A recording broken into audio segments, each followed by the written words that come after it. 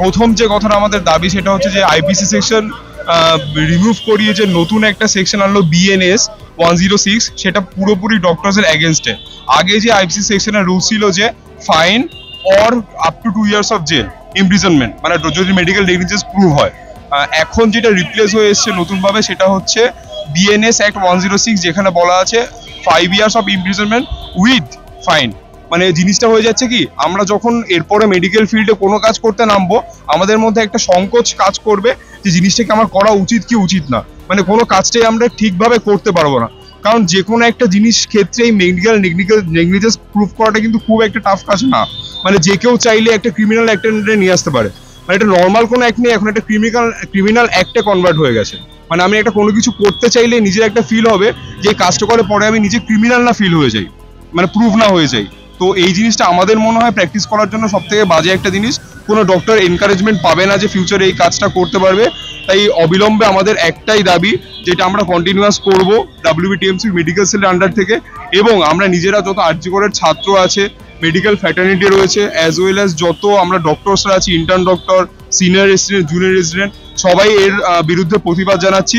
আমরা চাই যে এই যে বিএনএস 106 যেন অবিলম্বে প্রত্যাহার করা হোক।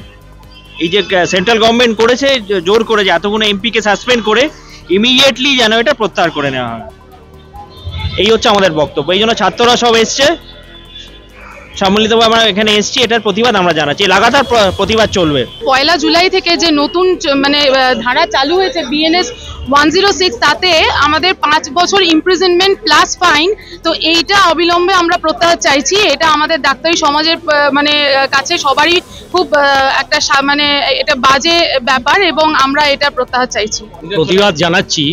সেটা একটাই কারণে, সেটা হচ্ছে আমাদের এই গত 1 জুলাই থেকে যে ভারতীয় ন্যায় সংহিতা বা বিএনএস চালু হয়েছে আইপিসির জায়গায়, সেখানে একটি ধারা আছে 106 ধারা, যেখানে death of patients due to rash and negligent act by ডক্টরে বলা শাস্তির পরিমাণ অনেকটা বাড়ানো হয়েছে এবং সেটা হচ্ছে 5 বছর করা হয়েছে উইথ ফাইন, যেটা আগে 2 বছর ছিল ম্যাক্সিমাম, যেটা আইপিসিতে ছিল।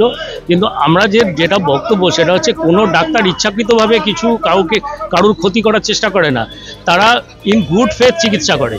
কিন্তু সেখানে যদি এই পরিমাণ শাস্তির ধারাটা থাকে তাহলে কিন্তু ডাক্তারদের পক্ষেই চিকিৎসা করাটা শক্ত হয়ে যাবে।